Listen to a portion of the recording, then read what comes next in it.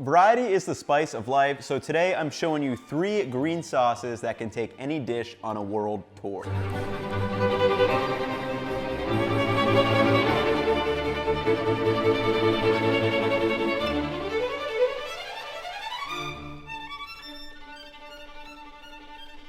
Before we go on our little green sauce gallivant around the world, I do want to talk sauce blueprint because all of these 3 are essentially the same. It's going to be acid, it's going to be oil, and it's going to be aromatics. Everything's finely diced up and then mixed together to your taste preferences. There is one very important technique though that we will be using for each of these, and that is maceration. Maceration is when you soak some food in acid to soften it or reduce the harshness. In this case, we're gonna use it on the shallots to reduce kind of that bite and harshness, and also to avoid those tears while we're eating these sauces.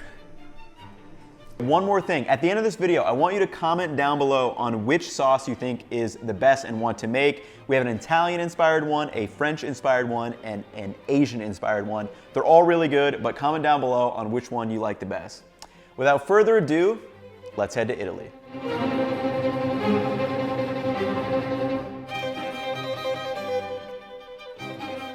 So many of us think of Mexican food when we hear Salsa Verde, but Italians have their own Salsa Verde of the same name. While this one is not a completely traditional Italian Salsa Verde, it is still damn good. To make it, all we need to do is macerate 1 finely diced shallot with about 2 tablespoons of red wine vinegar. Like I said, macerating is done to soften the sharpness of taste from the shallot. While you let them macerate for around 15 minutes, chop up about 3 tablespoons of fresh parsley and mix it with about 3 tablespoons of olive oil and a nice healthy pinch of salt. After the 15 minutes are up, strain the shallots out just using a fork, add them to the parsley, olive oil, and salt, and then add the vinegar as you need it. You need to taste it. You can't just dump it all in because the balance might be off, because it can become very acidic very quick if you just pour it all in. So that's why I suggest for all of these recipes to add the macerated shallots separately and then pour in the vinegar as you taste it and decide what it needs. But that's enough for the Italian-inspired one. Let's head to France.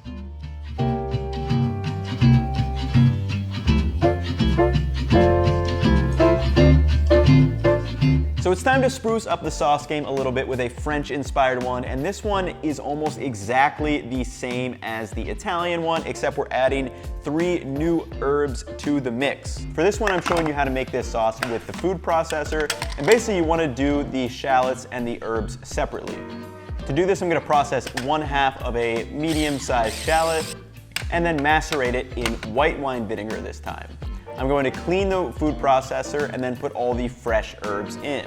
For this French-inspired one, we have 4 separate herbs. It's going to be 2 parts parsley, 1 part basil, 1 part tarragon, and 1 part chives. All we do is process that all in the food processor, and then we mix that with olive oil and salt to taste. Once these shallots are done macerating them, I strain them from the white wine vinegar and add them to our herb mixture. Then I'm adding salt and olive oil and tasting to see what it tastes like. Then at that point, I come in with any extra vinegar that I may need to add. And that's all it takes. And this French-inspired one has just a really clean taste to it. It's super tasty, and with all the herbs in there, it just provides a bunch of different new flavors for your taste buds to consider.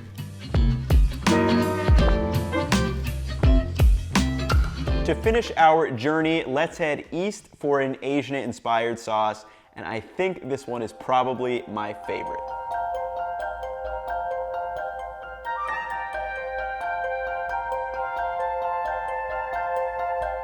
For this one, we are again going to macerate our shallots, except this time we're adding lime juice.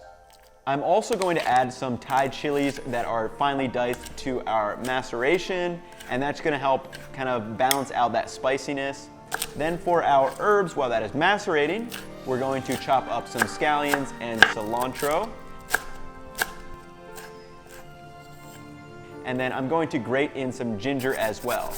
The oil on this one is not going to be olive oil. We're going to use a peanut oil or some other kind of neutral oil, just because olive oil does not really mix with those Asian-inspired flavors.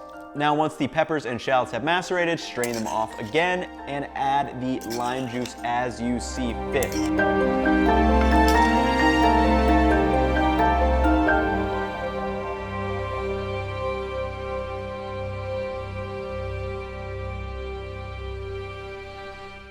All right guys, so now that you know how to make these, comment down below, like I said earlier, on which one you think is the best or most flavorful, the Italian, the French, or the Asian inspired one. And also remember that this is really just a blueprint for sauces. You can use a lot of these techniques that we went over today to mix up any of these ingredients that you have on hand. You may or may not have some of them. Just mix it up, taste it. I'm sure they'll taste out great. Just remember acid, oil, aromatics, and you guys will be on your way to be a sauce master. Hope you guys enjoyed the video. I'll catch you guys in the next one. Peace.